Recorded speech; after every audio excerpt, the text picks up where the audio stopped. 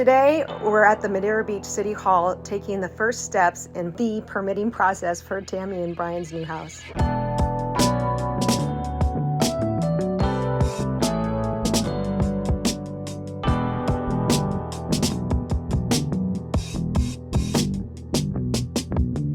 Hi there, I'm Tina Herrel, Remax Metro.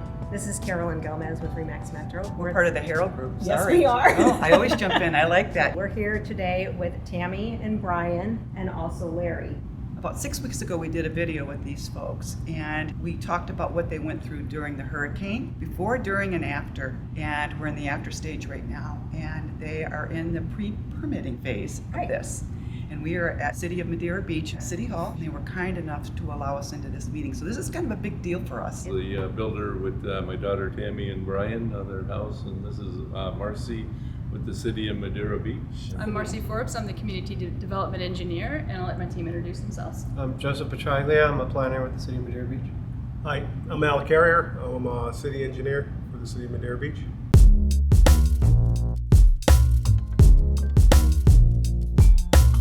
So looking vertically, you're in an AE10. Madeira Beach has a 4-foot freeboard.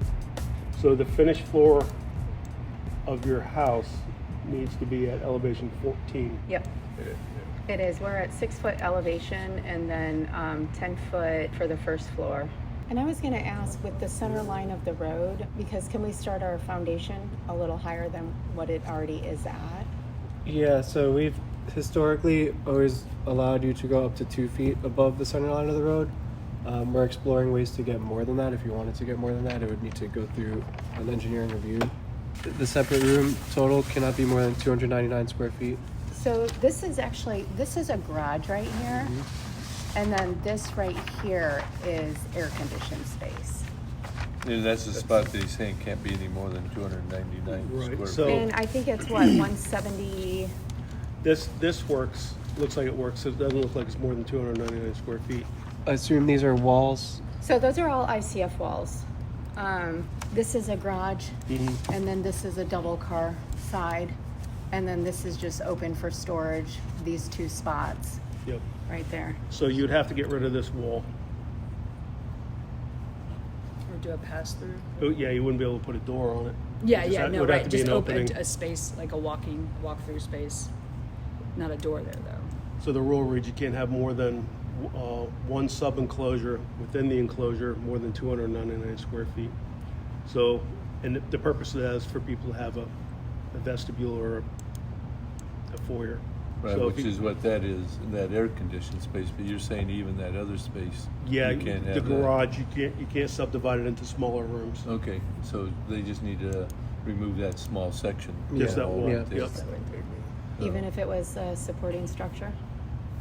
Then you'd have to leave an opening in there, a substantial opening. You want to talk about setbacks Yeah. before you get too far here? So your R1 zoning, right? Yeah.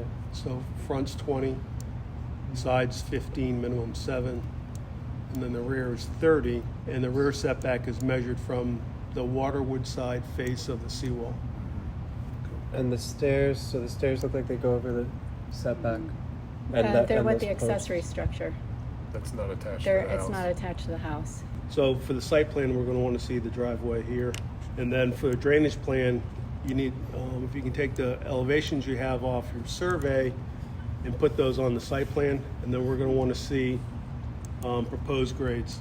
So we want to make sure that you don't drain onto the neighbor's property. On your survey, it doesn't look like they got any off-site grades. So what we've been asking for is adjacent grades, Oh, for your neighbors? Okay, just so we can document who's draining on who. right. Before any work's being done. Okay. And then you'll want to add too on your site plan, I would take the survey as your base map for your site plan, because you'll want to measure your rear setback from the water side face of Yeah. the seawall. So this is where your rear setback measurement starts. Okay, from the water side of the seawall, the cap? Yeah, Yep. from the cap, yeah, Right. backside. Okay. So that is the Fox block. We're a Okay. distributor of that. And then we're going to be using fiberglass rebar. This is an actual piece of it. Yep. Here's a full. I think that's probably a 3/8. Wow, that's super lightweight. 3. 3 times stronger than the regular rebar. Is it really? Yes. Here. You're right. Real nice. That's I pretty think he got that on tape. too. Very impressive. And you know, one of the concerns of people building with it, it's like, oh, it's so much more expensive, and in reality, it's about maybe 2 to 5% more. But on the back end, what you get back with the energy savings, I mean, they say your electricity bills are cut by about 60%. Wow. That's an R48 value between the two sides. R48. Once it's poured and creates that thermal bridging. Yeah, and that also impacts your HVAC sizing, correct? Yes. Okay. Yeah, Yep, you go about half the size of what it is. That's amazing. Yeah.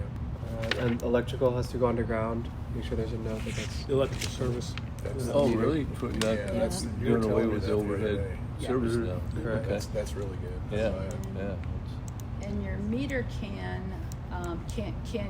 be below. So Just that's show fine. us the height so that we know it doesn't need a platform. I think there's a certain requirement of how high Duke requires it to be from the because ground. you sent me the code on that, because originally I sent the drawing to you with the staircase, and Yeah. you're like, oh, that goes over the setback. Okay. So, and then you sent back, you're like, it doesn't even have to be raised. So my electrician was like, just have them put it there for now, Yeah. and then we're gonna talk to Duke.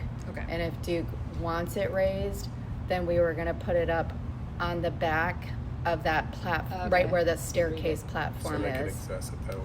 Make sure we get an elevation certificate based on the drawings. A lot of the elevation certificates people are submitting are based on the old house. We don't need that. We need one based on the proposed. How long has it taken to get to this point for you guys? Too long. Too long. Since, well, we started with Frank in February. Okay. Well, they started on We the started plans in this- February. Yeah. But We met got with in them the queue December. in December. You know, the RV sounded like a great idea, but now that it's getting pretty hot, It's getting real hot.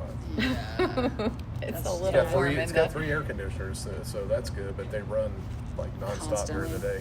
Go ahead and submit for your demolition. The only thing we'll need to do is on your demolition plan, make sure that you show pool protection. So you're going to have to protect the pool. The silt, Yeah. with the Yeah. silt fence. And It actually have to be It's like chain They're link. gonna have Chain to link. do something, Oh, yeah, I okay. was gonna say Okay. it's gonna need stronger than that. There might be a $300 site plan fee too. I know we talked about it in our meeting, but we're gonna. be Yeah, charging there, for so that. the permit fees are waived, but you will be charged a $300 site plan fee, and it just kind of covers this part of it and the review and the plans and everything.